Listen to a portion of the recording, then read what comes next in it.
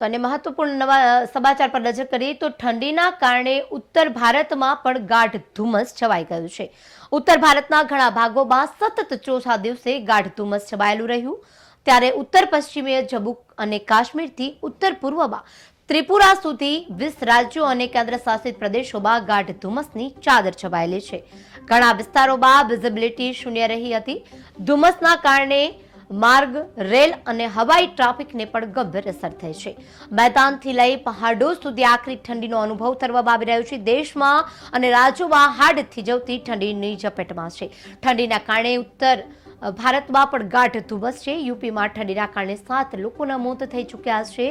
આ સાથે જમ્મુ અને કાશ્મીરમાં બરફની ચાદર છવાતા ત્યાં પણ રજા જાહેર કરી દેવામાં આવી છે. બાળકોના શાળામાં જાહેર કરવામાં આવી છે રજાઓ.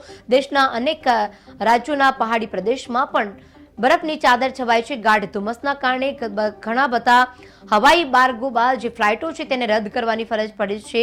દેશના અનેક રાજ્યોમાં હાડ થીજવતી ઠંડીનો અનુભવ કરવામાં આવી રહ્યો છે. મેદાનથી લઈ અને પહાડો સુધી તમામ જગ્યાએ અત્યારે આકરી ઠંડીનો અનુભવ કરવામાં આવી રહ્યો છે. દેશના અનેક રાજ્યોમાં હાડ થીજવતી ઠંડી, મેદાનથી લઈ અને પહાડો સુધી હાડ થીજવતી ઠંડી માં લોકો ઝપેટમાં આવી રહ્યા છે. યુપીમાં ઠંડીના કારણે 7 લોકોના મોત થઈ ગયા છે. મહત્વનું છે કે હાડ થીજવતી ઠંડીના કારણે લોકો તાપણીનો સહારો લઈ રહ્યા છે.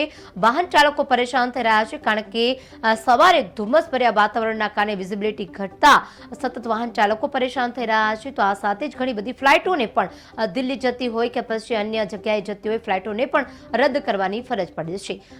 દિલ્હીમાં, જમ્મુ કાશ્મીરમાં ધુમ્મસભર્યું વાતાવરણ વાદળછાયું સવારથી જ જોવા મળ્યું હતું. વાત કરી રાજ્યની તો રાજ્યમાં પણ અનેક જિલ્લાઓમાં અત્યારે હાડ થીજવતી ઠંડી અનુભવ રહી છે. સૌથી વધુ ઠંડુગાર બન્યું છે નલિયા. અને ત્યારબાદ વાત કરી અમદાવાદની તો અમદાવાદમાં પણ સવારથી જ ઠંડુ વાતાવરણ જોવા મળી રહ્યું છે.